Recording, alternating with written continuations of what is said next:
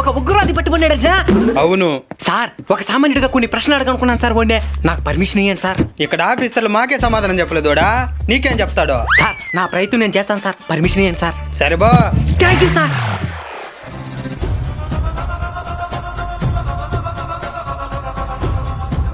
తినేవా? పెడితేనే తినేదానికి.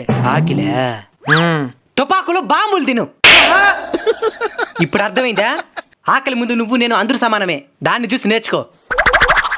జాబ్కి వెళ్ళి కష్టపడి పనిచేసి జీతం తీసుకొని ఉండవా? నై. పెళ్ళాం పిల్లగాలు ఉండారా? నై. ఈఎంఐలు ఏమైనా కడుతున్నావా? నై. కట్టుంటే కష్టం తెలుసుంటదే. పని పాట లేకుండా ఖాళీగా ఉండేది మనుషులు చంపేది.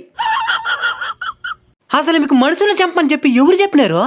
దేవుడు మిమ్మల్ని చంపడానికి నన్ను పుట్టించాడు. దానికి సపరేట్గా నిన్ను పుట్టించేది దానికే. మమ్మల్ని పుట్టించకుండా ఉన్నట్టు సరిపోయింటది కదా. అచ్చలాజీ. భగవంతుడు 10 మందిని బతికించమని చెప్తాడు గాని చంపమని చెప్పడు.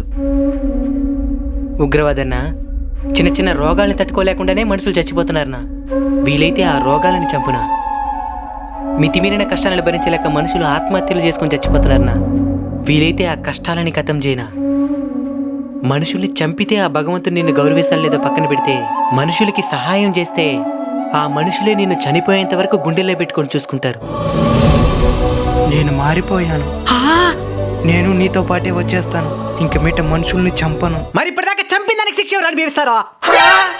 రేపే నీకు ఉరి శిక్ష.